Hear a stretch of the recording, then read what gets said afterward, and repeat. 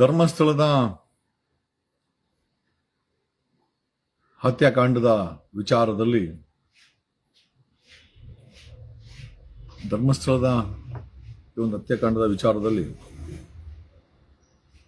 ಮಾನ್ಯ city civil court X party order ಅನ್ನ ಮಾಧ್ಯಮಗಳ ವಿರುದ್ಧ ಅಫ್ಕೋರ್ಸ್ ನಾನು ಸಹ ಅದರಲ್ಲಿ ಪಾರ್ಟಿ ಆಗಿದ್ದೆ.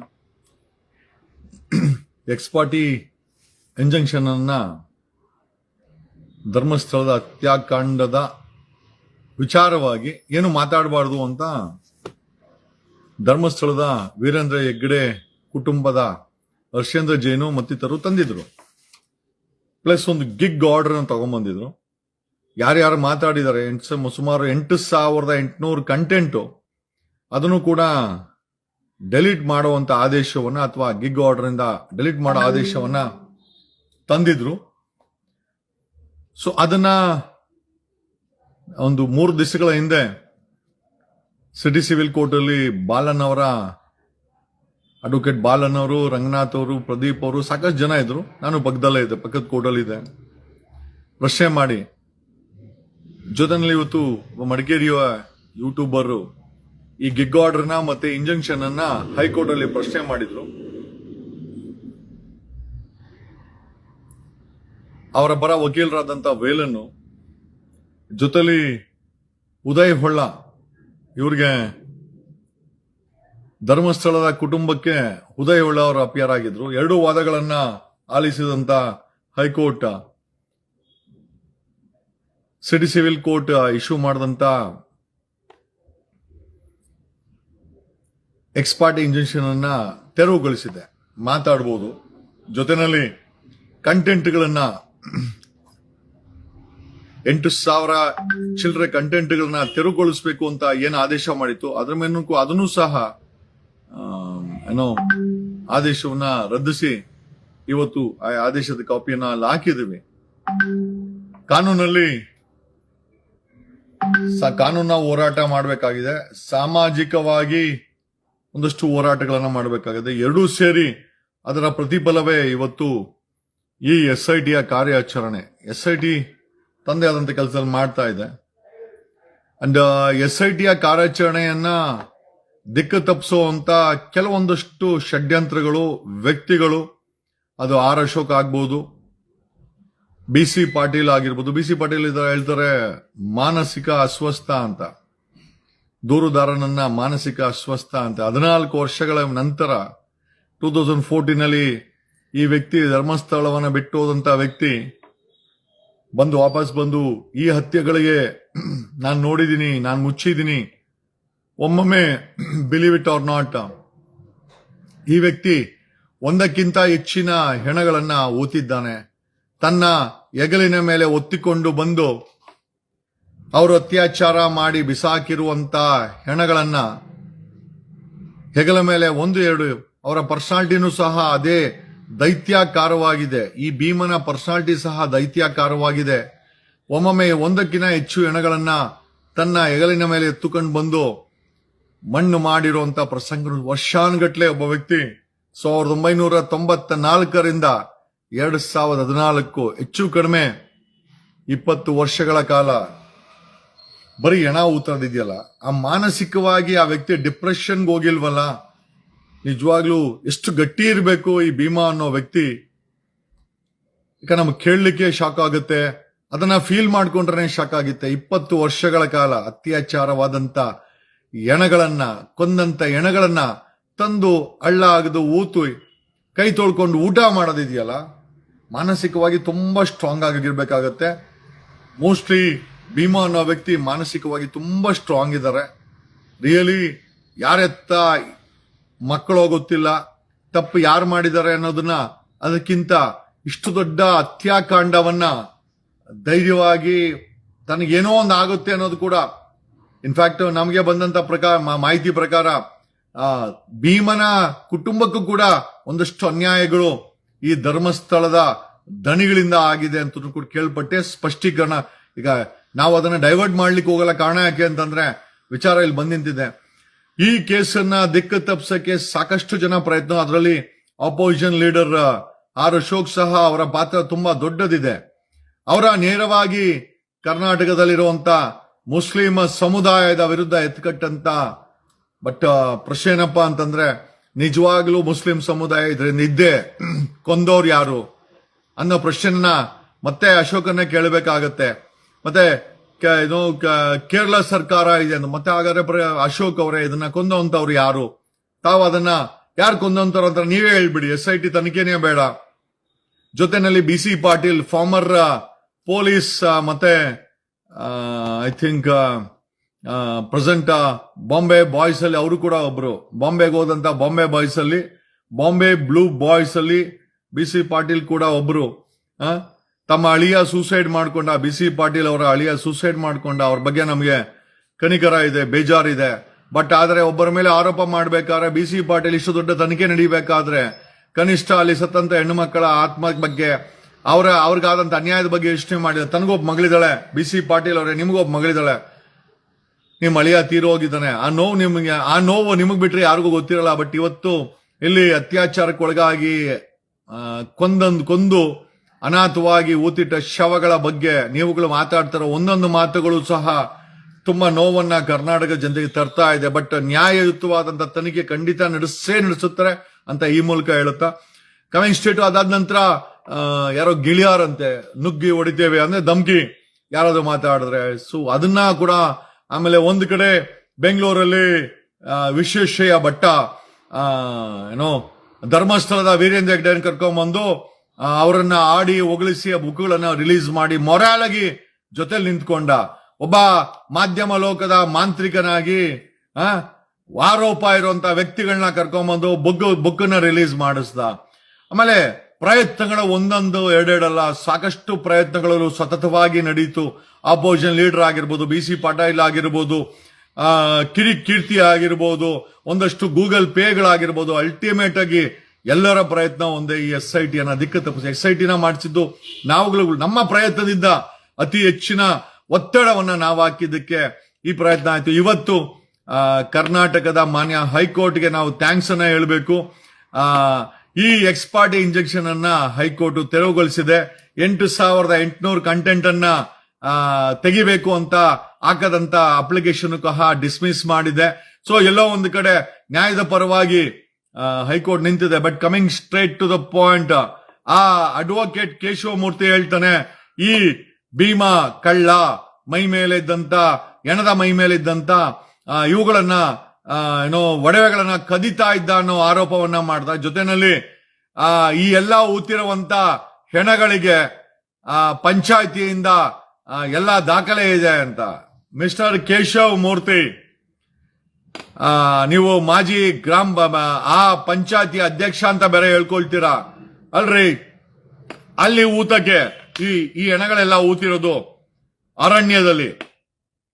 ಗ್ರಾಮ ಪಂಚಾಯತಿಯವರು ಅರಣ್ಯದಲ್ಲಿ ಈ ಹೆಣಗಳನ್ನ ಊತಲಿಕ್ಕೆ ಅರಣ್ಯ ಇಲಾಖೆ ನಿಮ್ಗೆ ಪರ್ಮಿಷನ್ ಕೊಟ್ಟಿದ್ಯಾ? ನಿಮ್ಗೆ ಅರಣ್ಯದಲ್ಲಿ ಊತಕ್ಕೆ ಪವರ್ಸ್ ಇದೆಯಾ? ನಿಮಗೆ ಸ್ಮಶಾನದಲ್ಲಿ ಊತಲಿಕ್ಕೆ ಮಾತ್ರ ಕಾನೂನಲ್ಲಿ ಅವಕಾಶ ಇದೆ. ಕಾಡಲ್ಲಿ ಸಿಕ್ಕ ಕಡೆ ಪಂಚಾಯತಿಯವರು ಈ ಒಂದು ಎಡಗಳನ್ನ ಊತಿದ್ದಾರೆ ಅಂತ ಕ್ಲೇಮ್ ಮಾಡ್ತಾ ಇದ್ದಾನೆ ಈ ವ್ಯಕ್ತಿಗೆ SIT ಖಂಡಿತವಾಗಿ ನೀವು ನೋಟಿಸ್ ಅನ್ನ ಕೊಡಬೇಕು. ಆತನನ್ನ ತನಿಖೆಗೆ ಒಳಪಡಿಸಲೇಬೇಕು. ಪ್ರಶ್ನೆ ಏನಪ್ಪಾ ಅಂತಂದ್ರೆ, ಈಗ ಆತ ಮೊದಲನೇ ಕ್ಲೇಮ್ ಏನಂತಂದ್ರೆ ಭೀಮಾ ಒಬ್ಬ ದೊಡ್ಡ ಕಳ್ಳ, ಒಬ್ಬ ದೊಡ್ಡ ಡಕಾಯಿತ, ಹೆಣಗಳ ಮೇಲೆ ಇದ್ದಂತ ಒಡವೆಗಳನ್ನ ಕದ್ದಿದ್ದಾನೆ, ಈ ಚಾರ್ಜಸ್ ಅನ್ನ ಮಾಡ್ತಾನೆ. ಆಮೇಲೆ ಈ ಕೇಸ್ಗೂ ಈ ಗ್ರಾಮ ಪಂಚಾಯತ್ ಅಧ್ಯಕ್ಷನ್ಗೂ ಏನೂ ಸಂಬಂಧ ಇಲ್ಲ, ಒಂದು ಬಾಲ್ಡ್ ಅಲಿಗೇಷನ್ ಅನ್ನ ಮಾಡ್ತಾನೆ. ಸೊ ನಾವು ಕೇಶವಮೂರ್ತಿ ಗೌಡ ವಕೀಲರೇ, ಧರ್ಮಸ್ಥಳದ ವಕೀಲರೇ, ಧರ್ಮಸ್ಥಳದ ದನಿಗಳ ಪರವಾಗಿ ದಿಕ್ಕನ್ನ ತಪ್ಪಿಸ್ಬೇಕಂತ ಮಾತಾಡ್ತಾರಂತ ವಕೀಲರ ನಿಮ್ಮನ್ನ ಕೇಳೋದೇನು ಅಂತಂದ್ರೆ, ಅವನು ಕಳ್ಳ ಆಗಿದ್ರೆ ಕಂಪ್ಲೇಂಟ್ ಯಾಕೆ ಕೊಟ್ಟಿಲ್ಲ ಇಲ್ಲಿವರೆಗೆ ನೀವೇ ಆಗಿರ್ಬೋದು, ಧರ್ಮಸ್ಥಳದ ದನಿಗಳೇ ಆಗಿರ್ಬೋದು, ಭೀಮನ ಮೇಲೆ ಕಳ್ಳ ಒಡವೆಗಳು ಕತ್ತಾ ಇದ್ದಂತ ಯಾಕೆ ಕಂಪ್ಲೇಂಟ್ ಅನ್ನ ಕೊಟ್ಟಿಲ್ಲ? ಒಂದು ಪಾಯಿಂಟ್. ಎರಡನೇ ಪಾಯಿಂಟ್, ಯಾವ ಹೆಣ್ಣು ಮಕ್ಕಳು ಅಥವಾ ಹೆಣಗಳನ್ನ ಆತನ ಕೈ ಕೊಡ್ತಾ ಇದ್ರು, ಮೊದಲನೇದಾಗಿ ಅಲ್ಲಿನ ರೂಮ್ ಬಾಯಿ ಮ್ಯಾನೇಜರು ಅದನ್ನ ಆ ಒಡವೆಗಳನ್ನ ಅದನ್ನ ಬಿಚ್ಚದೆ ಕೊಡ್ತಾ ಇದ್ರ. ಎರಡನೇದಾಗಿ ಬರೋದು ಪೊಲೀಸರು. ಪೊಲೀಸರು ಆ ಹೆಣಗಳನ್ನ ತಮ್ಮ ಕಾರ್ಯ ಮುಗಿಸಿನೇ ತಾನೇ ಇವನ್ ಕೈಗೆ ಹೆಣ ಕೊಡ್ತಾ ಇದ್ದಿದ್ದು. ಸೊ ಪೊಲೀಸರು ಸಂಬಂಧಪಟ್ಟಂತ ಇಬ್ರು ಮತ್ತೆ ಡಾಕ್ಟರ್ಸ್ 3 ಜನ ಆ ಹೆಣಗಳನ್ನ ಒಂದು ಮೆಡಿಕಲ್ ಮಾಡ್ಬೇಕಾದ್ರೆ ಡಾಕ್ಟರ್ಸ್ ಮತ್ತೆ ತಮ್ಮ ಪೊಲೀಸಿನ ಕಾನೂನಾತ್ಮಕ ಪ್ರಕ್ರಿಯೆಗಳೇ ಮಾಡ್ಬೇಕಾದ್ರೆ ಪೊಲೀಸರು ಇವರೆಲ್ಲ ಯಾರು ಒಡವೆ ಬಿಸಿದಿರಾ ಅಲ್ಲಿಗೆ ತೊಗೊಂಡೋಗಿ ಕೊಡುವಂತ ಪ್ರಮೇಯ ಇದೆಯಾ? ಯಾಕೆ ಅಂತಂದ್ರೆ ಪದೇ ಪದೇ ದಿಕ್ಕನ್ನ ತಪ್ಪಿಸುವಂತ ಕೆಲಸಗಳನ್ನ ಮಾಡ್ತಾ ಇದ್ದಾರೆ. ಜೊತೆನೆ ಹೇಳ್ತಾರೆ ಈ ಎಲ್ಲಾ ಊತಿರುವಂತ ಹೆಣಗಳು ಪಂಚಾಯಿತಿಯಿಂದ ಈ ವ್ಯಕ್ತಿ ಕೇಶವ ಮೂರ್ತಿ ಗೌಡ ಬಂದು ಹೇಳಿಕೆ ಕೊಟ್ಟೋದೇನು ಅಂತಂದ್ರೆ SIT ಖಂಡಿತವಾಗಿ ಈತನಿಗೆ ನೋಟಿಸ್ ಕೊಟ್ಟು had to take him into interrogation ಈ ಕೇಶವ ಮೂರ್ತಿ ಗೌಡನನ್ನ. ಯಾಕೆಂದ್ರೆ ಈತ ದೀರ್ಘವಾಗಿ ಮತ್ತೆ ರಾಧಾ ಹಿರೇಗೌಡ್ರ ಹತ್ರ ಮಾತಾಡಿರುವಂತ ಕಂಟಿನ್ಯೂಸ್ ವಿಡಿಯೋ ಲೆಫ್ಟ್ ಈತ ಸಾಕಷ್ಟು ಪುರಾವೆಗಳನ್ನ ತನ್ನ ಹೇಳಿಕೆಯಲ್ಲಿ ಬಿಟ್ಟಿದ್ದಾನೆ. ಈತನಿಗೆ ಈ ಹೆಣಗಳ ವಿಚಾರವಾಗಿ ಸಾಕಷ್ಟು ಗೊತ್ತಿದೆ ಅಥವಾ ಈ ಕೊಲೆಗೂ ಕೇಶವಮೂರ್ತಿ ಗೌಡನಿಗೂ ಒಂದು ದೊಡ್ಡ ಸಂಬಂಧವೇ ಇರಬಹುದು. ಹಾಗಾಗಿನೇ ಇದನ್ನೆಲ್ಲ ಮಾಡ್ತಾ ಇದ್ದಾನೆ.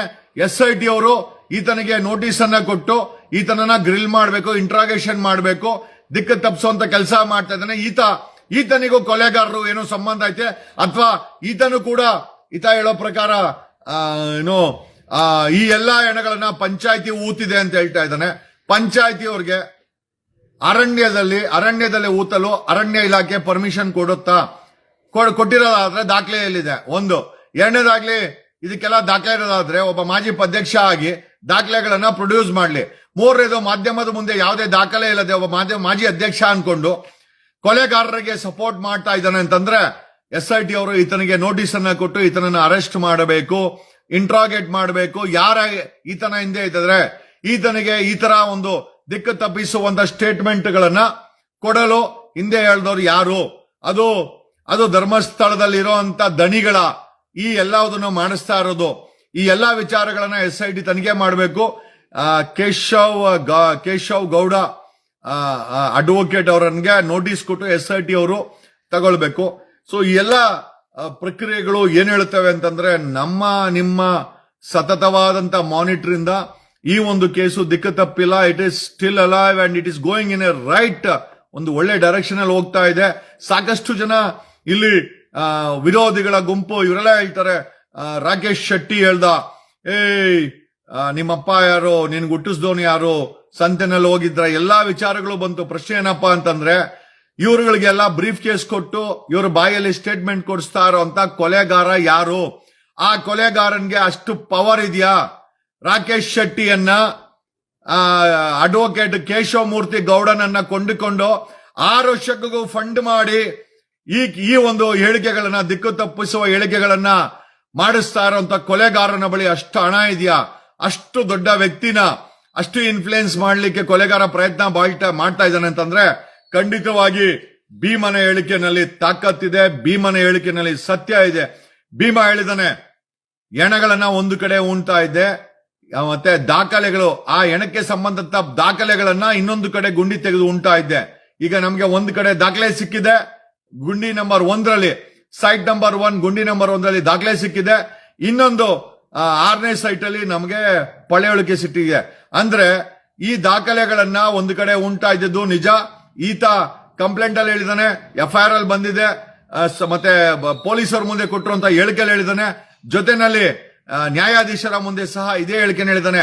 ಸೊ ಯಾವ ಹೇಳಿಕೆ ಭೀಮಾ ನ್ಯಾಯಾಲಯದ ಮುಂದೆ, ಪೊಲೀಸರ ಮುಂದೆ FIR ಅಲ್ಲಿ ಆಗಿದೆಯೋ ಅದು ಈಗ ರಿಯಾಲಿಟಿ ಆಗಿ ಅಲ್ಲಿ ಕಣ್ಣಿಗೆ ಕಾಣಿಸ್ತಾ ಇದೆ. ದಾಖಲೆಗಳೇ ಒಂದು ಗುಂಡಿಲ್ ಸಿಗ್ತಾ ಇದೆ. ಅಂದರೆ ಭೀಮಾ ಸತ್ಯವನ್ನೇ ನುಡಿದಿದ್ದಾನೆ. ಇದೇ ದಾರಿನಲ್ಲಿ ಹೋದ್ರೆ ನಮ್ಗೆ ನಿಜವಾಗ್ಲೂ ಸಕ್ಸಸ್ ಕಟ್ಟಿಟ್ಟಂತ ಬುತ್ತಿ. ಕೇಶವ ಗೌಡ ಅಡ್ವೊಕೇಟ್ಗೆ ಪೊಲೀಸ್ SIT ಅವರು ನೋಟಿಸ್ ಅನ್ನ ಕೊಟ್ಟು ಇಂಟ್ರಾಗೇಷನ್ಗೆ ಕರಿಬೇಕು. ಈತನಿಗೆ ಹಿಂದೆ ಕೊಲೆಗಾರರು ಹಣ ಕೊಟ್ಟು ಹೇಳಿಸ್ತಾ ಇದ್ದಾರೆ. ಆಮೇಲೆ ಅಶೋಕನು ಅಷ್ಟೇ, ವಿರೋಧ ಪಕ್ಷದ ನಾಯಕನನ್ನ, ಆತನಿಗೂ ಹಣ ಹೋಗಿದೆ ಅನ್ನೋ ಈ ಕೊಲೆಗಾರರು ಹಣ ಕೊಟ್ಟಿದ್ದಾರೆ, ಅವನ ಕೈಲಿ ಸ್ಟೇಟ್ಮೆಂಟ್ ಹೇಳಿಸ್ತಾ ಇದ್ದಾರೆ ಅಂತ. ಅಶೋಕ್ಗೂ ಸಹ SIT ನೋಟಿಸ್ ಅನ್ನ ಕೊಟ್ಟು ಯಾವ ಹೇಳಿಕೆ ಮೇಲೆ ಅಶೋಕ್ ದಿಕ್ ತಪ್ಪಿಸಿದ್ರು ಅಂತ ಅವ್ರಿಗೂ ಕೂಡ ಇಂಟ್ರಾಗೇಷನ್ ಮಾಡಬೇಕು. BC ಪಾಟೀಲ್ ಫಾರ್ಮರ್ ಮಿನಿಸ್ಟರ್ ಮತ್ತೆ ಇವ್ರಿಗೆ ನೋಟಿಸ್ ಅನ್ನ ಕೊಡಬೇಕು, ಅವ್ರಿಗೂ ಇಂಟ್ರಾಗೇಷನ್ SIT ತನಿಖೆ ಮಾಡಬೇಕು. ಜೊತೆನಲ್ಲಿ ಕಿರಿಕ್ ಕೀರ್ತಿ ತುಂಬಾ ದೊಡ್ಡ ದೊಡ್ಡ ಮಾತುಗಳಾಡಿದ ಕೀರ್ತಿಗೂ ಸಹ SIT ನೋಟಿಸ್ ಅನ್ನ ಕೊಡಬೇಕು. ಅವರ ಬಳಿ ಏನ್ ಮಾಹಿತಿ ಇದೆ, ಯಾವ ದಾಖಲೆಗಳನ್ನ ಇಟ್ಕೊಂಡು ಇವರು ದಿಕ್ಕು ತಪ್ಪಿಸುವಂತ ಕೆಲಸ ಮಾಡಿದ್ರು ಕೀರ್ತಿಗೂ ಕೊಡಬೇಕಾಗತ್ತೆ. ಜೊತೆನಲ್ಲಿ ವಸಂತ್ ಗಿಳಿಯಾರ್ ಈತನಿಗೂ ಸಹ ಈ ಒಂದು ನೋಟಿಸ್ ಅನ್ನ ಕೊಡಬೇಕಾಗತ್ತೆ. ಜೊತೆನಲ್ಲಿ ನಮ್ಮ ಪತ್ರಿಕೋದ್ಯಮದ ರಾಕೇಶ್ ಶೆಟ್ಟಿಗೆ, ಜೊತೆನಲ್ಲಿ ವಿಶ್ವೇಶ್ವರ ಭಟ್ಗೂ ಸಹ ಈ ನೋಟಿಸ್ಗಳನ್ನ SIT ಕೊಡಬೇಕು ಅಂತ ನಾವು ಆಗ್ರಹ ಮಾಡ್ತೀವಿ. ಕಾರಣ ಯಾಕೆ ಅಂತಂದ್ರೆ ಇವರೆಲ್ಲರೂ ಕೂಡ ಒಂದು ದೊಡ್ಡ ಷಡ್ಯಂತ್ರದ ಭಾಗವಾಗಿದ್ದಾರೆ. ಕೊಲೆಗಾರನಿಂದ ಲಾಭ ಪಡ್ಕೊಂಡು, ಕೊಲೆಗಾರರಿಂದ ಏನೋ ಒಂದು ದುಡ್ಡನ್ನ ಪಡ್ಕೊಂಡು, ಬ್ರೀಫ್ ಕೇಸ್ಗಳನ್ನ ಬಳಸಿ ಈಸ್ಕೊಂಡು ಇವರು SIT ಸಮಾಜವನ್ನ, ಮಾಧ್ಯಮವನ್ನ ದಿಕ್ಕು ತಪ್ಪಿಸುವಂತ ಕೆಲಸ ಮಾಡ್ತಾ ಇದ್ದಾರೆ. ಇವರ ಮೇಲೆ SIT ನಿಗಾ ಇಡಬೇಕು, ಇವರನ್ನ ಮಾನಿಟರ್ ಮಾಡಬೇಕು. ಜೊತೆನಲ್ಲಿ ಇವರುಗಳಿಗೆ ನೋಟಿಸ್ ಕೊಟ್ಟು ಅಕಸ್ಮಾತ್ ಆ ನೋಟಿಸ್ಗೆ ಅವರು ಸರಿಯಾದ ಉತ್ತರವನ್ನು ಕೊಟ್ಟಿಲ್ಲ ಅಂದ್ರೆ ವಾರಂಟ್ ತಗೊಂಡು ಅವರನ್ನ ಅರೆಸ್ಟ್ ಮಾಡಿ ಇಂಟ್ರಾಗೇಷನ್ ಮಾಡಬೇಕು ಅಂತ ಈ ಮೂಲಕ ನಿಮ್ಮನ್ನು ಕೇಳ್ಕೊಂಡೆ. ಜೊತೆನಲ್ಲಿ ಫೈನಲಿ ಬಿಫೋರ್ ಕ್ಲೋಸಿಂಗ್ ದಿಸ್ ಈ ವಿಡಿಯೋನ ಕ್ಲೋಸ್ ಮಾಡ್ತಾ ಇದೀವಿ.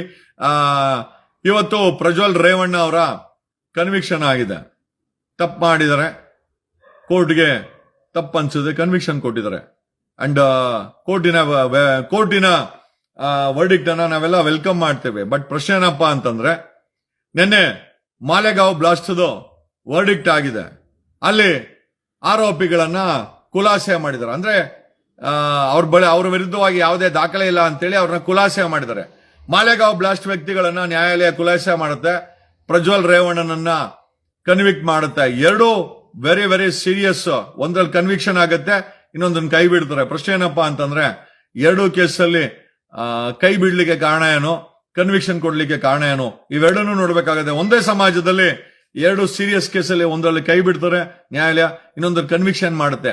ಇವತ್ತು ಕನ್ವಿಕ್ಷನ್ ಆದ್ಮೇಲೆ ಪವರ್ ಟಿವಿ ರಾಕೇಶ್ ಶೆಟ್ಟಿ ಅವರು ದೇವೇಗೌಡರನ್ನ ಉದ್ದೇಶಿಸಿ, ದೇವೇಗೌಡರ ಕುಟುಂಬ ಕರ್ನಾಟಕದ ಕಳಂಕ ಅಂತೆ. ಈಗ ತಪ್ಪು ಮಾಡ್ರು ಪ್ರಜ್ವಲ್ ರೇವಣ್ಣನ ಬಿಟ್ಟು ಈಗ ನಮ್ಮ ಮಕ್ಕಳೇ ನಮ್ಮ ಮಾತು ಕೇಳಲ್ಲ, ದೇವೇಗೌಡರ ಮೊಮ್ಮಗ ಅವ ಖಂಡಿತ ಆ ಮಾತನ್ನ ಕೇಳೋ ಅಂತ ಪರಿಸ್ಥಿತಿ ಇದೆಯಾ? ಆಮೇಲೆ ಪ್ರಜ್ವಲ್ ತಪ್ಪು ಮಾಡಿದ್ರೆ ರಾಕೇಶ್ ಶೆಟ್ಟಿ, ದೇವೇಗೌಡರು ಅದಕ್ಕೆ ಯಾವ ರೀತಿ ಅಕೌಂಟಬಿಲಿಟಿ, ಮಾರಲಿ ನಾವು ಒಪ್ಕೊಳ್ಬಹುದು, ಮಾನಸಿಕವಾಗಿ ಅವ್ರು ಹೇಳ್ಬೇಕಾಗಿತ್ತು ಬುದ್ಧಿ ಅಂತ. ಬಟ್ ಬೆಳೆದಿರೋ ಹುಡುಗರುಗಳಿಗೆ ಅದು ಮಾಡಬೇಡಿ ಇದು ಮಾಡಬೇಡಿ ಅಂತ ಕೇಳ್ತಾರ. ಆಮೇಲೆ ಪ್ರಜ್ವಲ್ ಮಾಡಿರೋ ಅಪರಾಧಕ್ಕೂ ಅವ್ರ ಕನ್ವಿಕ್ಷನ್ಗೂ ಅವರ ತಾತರಾದಂತ ದೇವೇಗೌಡರು ಹೆಂಗೆ ಕಳಂಕ ಆಗ್ತಾರೆ? ದಯಮಾಡಿ ಪವರ್ ಟಿವಿ ರಾಕೇಶ್ ಶೆಟ್ಟಿ ತಾವು ಸಮಾಜಕ್ಕೆ ಎಕ್ಸ್ಪ್ಲನೇಷನ್ ಕೊಡ್ಬೇಕು. ಇದೇ ಪವರ್ ಟಿವಿಯ ರಾಕೇಶ್ ಶೆಟ್ಟಿ ಧರ್ಮಸ್ಥಳದ ಹತ್ಯಾಕಾಂಡದಲ್ಲಿ ಆರೋಪಿಗಳಿಗೆ ಸಹಾಯ ಮಾಡ್ತಾ ಇದ್ದಾನೆ, ಅವರ ಬೆನ್ನಿಗೆ ನಿಂತಿದ್ದಾನೆ. ಅದೇ ಪ್ರಜ್ವಲ್ ಅತ್ಯಾಚಾರ ಪ್ರಕರಣದಲ್ಲಿ ಪ್ರಜ್ವಲ್ನೂ ಸೇರಿಸಿ ಅವರ ತಾತನನ್ನು ದೂಷಿಸುವ ಮಟ್ಟಕ್ಕೆ ರಾಕೇಶ್ ಶೆಟ್ಟಿ ಹೋಗ್ತಾನೆ ಅಂತಂದ್ರೆ, ಒಂದೇ ನೋಡಿ, ಎರಡು ಕೇಸ್ ಇದೆ. ಒಂದು ಪ್ರಜ್ವಲ್ ಕೇಸಲ್ಲಿ ಪ್ರಜ್ವಲ್ ತಪ್ಪು ಅನ್ನೋದಾದ್ರೆ ಅವ್ರ ತಾತನ್ನು ಹೇಳ್ಕೊಂಬಂದು ಕಳಂಕ ಅಂತಾನೆ. ನಾನು ಹೇಳ್ತೀನಿ, ಅವ್ರ ತಾತನಿಗೂ ಇದಕ್ಕೂ ಸಂಬಂಧ ಇಲ್ಲ. ತಪ್ಪು ಮಾಡ್ರು ಪ್ರಜ್ವಲ್, ಅವನಿಗೆ ಶಿಕ್ಷೆ ಆಗಿದೆ, ಅವ್ರ ತಾತನಿಗೆ ಕೋರ್ಟು ಶಿಕ್ಷೆ ಕೊಟ್ಟಿಲ್ಲ. ದಯಮಾಡಿ ದಿಕ್ಕು ತಪ್ಪಿಸುವಂತ ಕೆಲಸವನ್ನ ರಾಕೇಶ್ ಶೆಟ್ಟಿ ಮಾಡಕ್ ಹೋಗ್ಬೇಡ. ನಿನಗೆ ಮಾಡಕ್ ಕೆಲಸ ಇಲ್ಲ ಅಂದ್ರೆ ಏನ್ ಕಿಸಿಯ ಕೂತ್ಕೊಂತೀಯಾ? ಯಾಕೆ ನಿನ್ನ ಚಾನೆಲ್ ಅಲ್ಲಿ ನ್ಯೂಸ್ ರೀಡರ್ ಇಲ್ವೇನೋ? ಆ ಕೆಲ್ಸ ನೀನೇ ಮಾಡ್ತೀಯಾ? ಬಾತ್ರೂಮ್ ನೀನೇ ತೊಳಿದ್ಯಾ ನಿಮ್ ಪವರ್ ಟಿವಿನಲ್ಲಿ? ಈಗ ನ್ಯೂಸ್ ರೀಡರ್ ಕೆಲಸ ನೀನು, ನ್ಯೂಸ್ ಕಲೆಕ್ಟ್ ಮಾಡೋದಕ್ಕೆ ಕೆಲಸ ನೀನು, ನ್ಯೂಸ್ ಡೀಲ್ ಮಾಡೋದು ಮಾಡ್ತೀಯಾ. ಹಂಗಾರೆ ಎಲ್ಲಾ ಕೆಲಸ, ಹಂಗಾರೆ ಬಾತ್ರೂಮ್ ನೀನೇ ತೊಳಿತೀಯಾ ನಿನ್ನ ಚಾನೆಲ್ ಅಲ್ಲಿ? ಕೇಳಬೇಕಾಗಲ್ವಲ್ಲ. ಮತ್ತೆ ನ್ಯೂಸ್ ರೀಡರ್ ಏನಕ್ಕೆ ಬೇಕು ಪವರ್ ಟಿವಿನಲ್ಲಿ? ನೀನೇ ಕೂತ್ಕೊಂಡು ಕಿಸಿ ಹಂಗಿದ್ರೆ ನೀನೇ ದೊಡ್ಡ ಜರ್ನಲಿಸ್ಟು ಅಲ್ವಾ? ಅಲ್ಲಿ ಹೋಗ್ಬಿಟ್ಟು UK ನಲ್ಲಿ ಜರ್ನಲಿಸಂ ಮಾಡ್ಕೊಂಡ್ ಬಂದ್ಬಿಟ್ಟು ಇಲ್ಲಿ ಕಿಸಿತಾ ಇದೀಯಾ ಅಲ್ವಾ? ಏನ್ ಮಾರಲ್ ರೆಸ್ಪಾನ್ಸಿಬಿಲಿಟಿ ಇದೆ ನಿನಗೆ? ಲೇ ರಾಕಿ ಬಾಯ್, ಏನೋ ಇದೆ ನಿನಗೆ? ಧರ್ಮಸ್ಥಳದ ಹತ್ಯಾಕಾಂಡದಲ್ಲಿ ಅಷ್ಟು ಹೆಣ್ಣು ಮಕ್ಕಳ ಮೇಲೆ ಅತ್ಯಾಚಾರ ಆಗಿದೆ, ತುಟಿ ಬಿಚ್ಚಲ್ಲ ನೀನು. ಆರೋಪಿಗಳಿಗೆ, ಕೊಲೆಗಾರರಿಗೆ ಸಪೋರ್ಟ್ ಮಾಡ್ತೀಯಾ. ಕೊಲೆಗಾರ ಸಪೋರ್ಟ್ ಮಾಡ್ಕೊಂಡು ನಮ್ಮಂತವ್ರನ್ನ ಈ ಎಕ್ಸ್ಪೋಸ್ ಮಾಡ್ತಾ ಇರೋರನ್ನ ದೂಷಿಸೋ ಕೆಲಸ ಮಾಡ್ತೀಯಾ.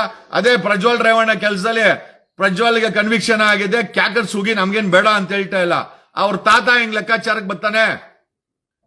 ದೇವೇಗೌಡರು ಕಳಂಕ ಹೆಂಗಾಗ್ತಾರೆ? ನಾನು ಹೇಳ್ತೀನಿ, ಟಿವಿ ಮಾಧ್ಯಮ ಲೋಕದಲ್ಲಿ ಪವರ್ ಟಿವಿ ರಾಕೇಶ, ಈ ಲ್ಯಾಂಗ್ವೇಜ್ ಅನ್ನು ಯೂಸ್ ಮಾಡ್ತೀಯಲ್ಲ, ನೀನೇ ಒಂದು ಈ ಮಾಧ್ಯಮ ಲೋಕಕ್ಕೆ, ಈ ಸಮಾಜಕ್ಕೆ ಒಂದು ದೊಡ್ಡ ಕಳಂಕ.